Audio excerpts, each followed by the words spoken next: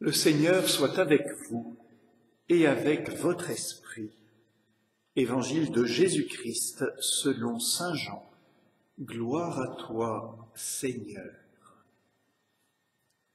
Dieu a tellement aimé le monde qu'il a donné son Fils unique, afin que quiconque croit en lui ne se perde pas, mais obtienne la vie éternelle. Car Dieu a envoyé son Fils dans le monde, non pas pour juger le monde, mais pour que par lui le monde soit sauvé. Celui qui croit en lui échappe au jugement, celui qui ne croit pas est déjà jugé, du fait qu'il n'a pas cru au nom du Fils unique de Dieu. Acclamons la parole de Dieu. Louange à toi, Seigneur Jésus.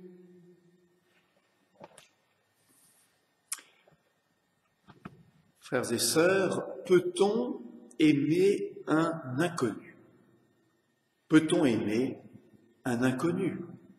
Il est possible qu'en voyant quelqu'un dans la rue, en croisant un regard, on se sente attiré, peut-être même qu'on peut avoir une sorte de flash, mais ce n'est pas encore connaître la personne.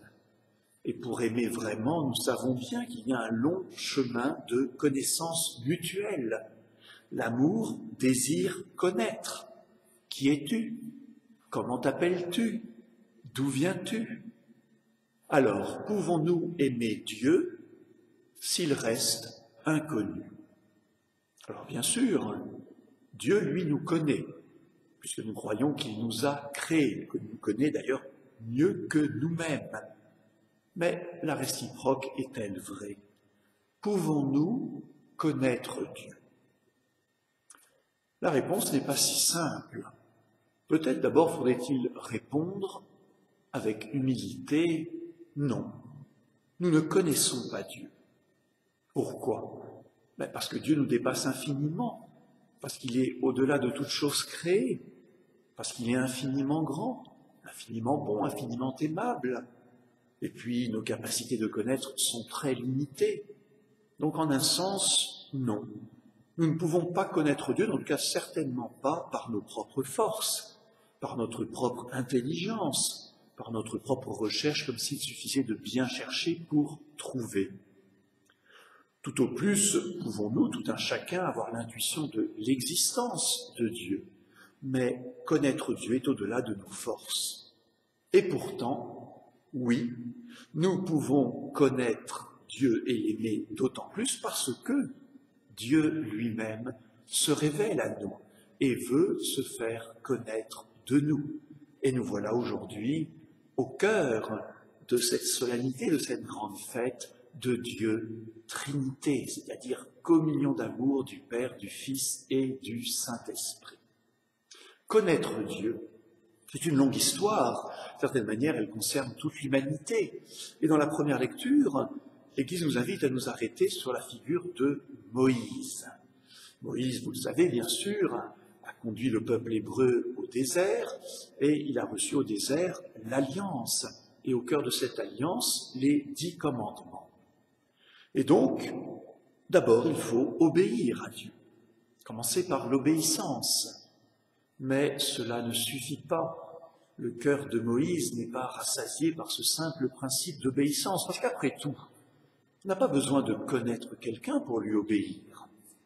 Mon patron, mon chef, mon directeur me donne des ordres, j'obéis. Je n'ai pas besoin d'une connaissance intime pour cela. Il n'y a même pas besoin d'aimer. Il suffit d'obéir. Et la peur, d'ailleurs, peut être aussi très efficace pour cette obéissance. Mais justement, Moïse ne se contente pas d'obéir à Dieu. Il veut le connaître. Et dans ce magnifique passage du livre de l'Exode, eh bien, Moïse implore le Seigneur Dieu de lui montrer sa gloire, de s'approcher du peuple. Si j'ai trouvé grâce à tes yeux, dit-il à Dieu, daigne marcher au milieu de nous, daigne descendre jusqu'à nous. Et Dieu répond à ce désir de Moïse en s'approchant de lui et en disant « Oui, je vais proclamer mon nom, le Seigneur, et je viens marcher au milieu de mon peuple. » Voyez, Dieu qui descend du ciel, Dieu qui vient tout près, auprès de Moïse, Dieu qui accepte de marcher au milieu de nous. Eh bien, pour nous chrétiens, nous y lisons une prophétie, la prophétie de la venue du Seigneur Jésus. Donc, vous voyez, Moïse a voulu passer de la simple obéissance à la connaissance de Dieu, qui rassasie notre cœur. Eh bien, la vraie réponse de Dieu va être l'envoi de son Fils bien-aimé, Jésus-Christ. Nous voilà maintenant dans l'Évangile, ce sont les paroles mêmes de Jésus que nous avons entendues, et Jésus dit, Dieu le Père, Dieu mon Père, a tellement aimé le monde qu'il a donné son Fils unique pour que nous obtenions la vie éternelle. Alors là, évidemment, on franchit une étape absolument décisive. Avant, dans l'Ancien Testament, Dieu avait envoyé des prophètes pour être porte-parole. Dieu avait envoyé des rois, comme le roi David ou le roi Salomon, pour gouverner au nom et selon la volonté de Dieu. Mais avec Jésus, tout est différent.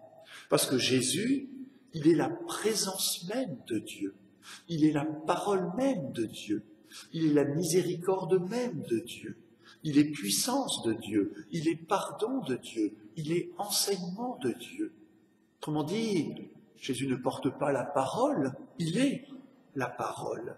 Il est lui-même cette présence.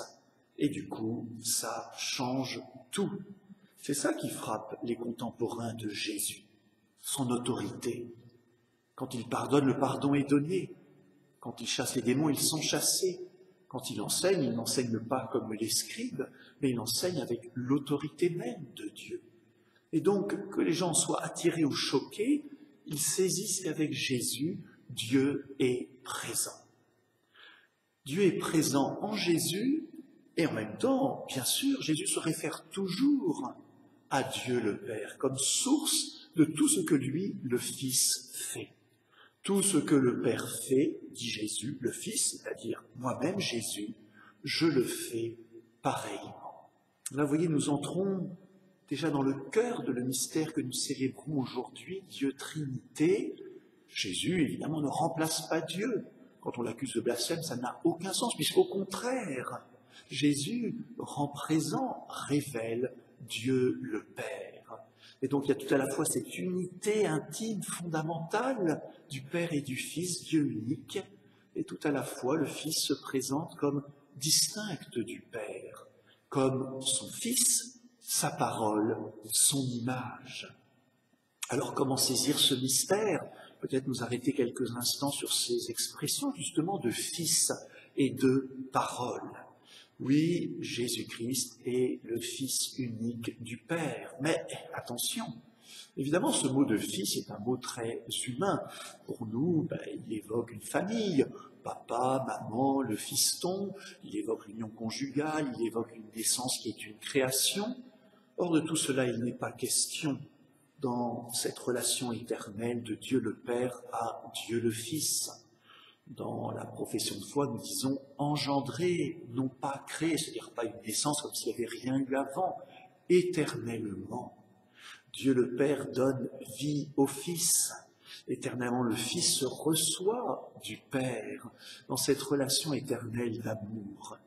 Et qu'est-ce qui peut bien être échangé entre le Père et le Fils et le Père, sinon Dieu lui-même, Esprit Saint, don d'amour du Père au Fils et du Fils au Père.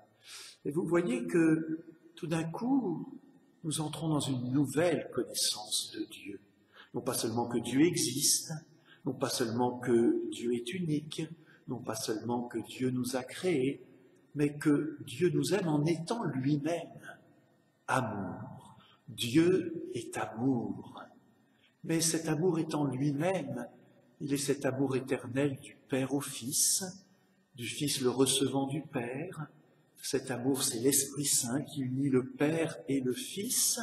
Autrement dit, Dieu existe dans cet amour éternel et perpétuel qui le constitue même. Alors cela, nous ne le disons pas comme des sortes de théories, nous le disons parce que Dieu nous l'a révélé en se révélant comme Père, comme Fils et comme Saint-Esprit, tourbillon d'amour, mouvement d'amour qui vient jusqu'à nous et qui nous illumine. L'amour de Dieu en lui-même vient vers nous.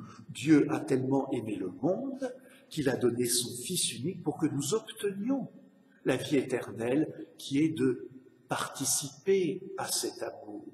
Alors cet amour qui rayonne, eh bien, les pères de l'Église, c'est-à-dire les anciens théologiens, en ont fait une image que je trouve très parlante pour évoquer le mystère de l'unité, Dieu unique en trois personnes.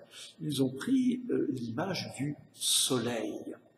Car le soleil, bien sûr, quand nous regardons dans le ciel, c'est l'astre solaire. Mais cet astre solaire envoie vers nous deux réalités qui sont une réalité visible, qui est la lumière, et une réalité invisible mais fondamentale qui est la chaleur. Mais l'astre solaire, la lumière et la chaleur ne sont qu'un. Il n'y a pas de lumière et de chaleur sans l'astre solaire. Il n'y a pas d'astre solaire qui émette cette lumière et cette chaleur qui vient vers nous. Et c'est ainsi que nous sommes vivants. Alors la comparaison est très simple, c'est une manière de nous faire réfléchir à ce mystère de l'unité dans la diversité de Dieu Trinité. L'astre solaire qui est aux cieux, au-delà de toute chose, eh bien c'est l'image du Père, créateur et source de tout amour. Cette lumière qui vient jusqu'à nous, que nous pouvons comme toucher et saisir et qui nous illumine, c'est le Fils qui est venu partager notre condition humaine. Et cette chaleur qui nous rend vivants, sinon on serait tout froid, mais qui reste invisible, c'est l'Esprit Saint. Et le Père, le Fils et l'Esprit sont un seul Dieu. Alors Dieu est amour, son amour vient jusqu'à nous, et j'en terminerai par là. Évidemment, le mystère de Dieu Trinité nous concerne, car si Dieu est amour, c'est aussi pour nous faire entrer dans cet amour. Au jour du baptême, comme nous avons eu la joie de le vivre hier samedi, pour 4 adultes de notre communauté, Audrey, Nathalie, Magali et Marie-Laure, eh bien, nous recevons cette vie trinitaire. Nous entrons par grâce de Dieu, c'est-à-dire gratuitement, par cadeau de Dieu, dans cet amour même de Dieu. Voilà, le Père vient nous marquer du sceau de son amour. Nous sommes configurés à Jésus le Christ et l'Esprit Saint vient habiter en notre cœur. Autrement dit, frères et sœurs, nous sommes intimement marqués de cette vie d'amour qui constitue l'être même de Dieu. Et du coup, eh bien, nous devenons capables d'aimer à notre tour. Tu aimeras le Seigneur ton Dieu de tout ton cœur et tu aimeras ton prochain comme toi-même. Cela nous est possible pas seulement parce que Dieu le commande, mais le commander, ça ne nous rend pas capables de le faire, mais parce que l'amour de Dieu habite en nous. Peut-on aimer un inconnu? Non. Mais Dieu veut être connu de nous. Il veut être connu dans cette communion intime qui le constitue, Père, Fils et Esprit, un seul Dieu en 3 personnes, pour que, remplis de cet amour, nous soyons à notre tour capables d'aimer à son image.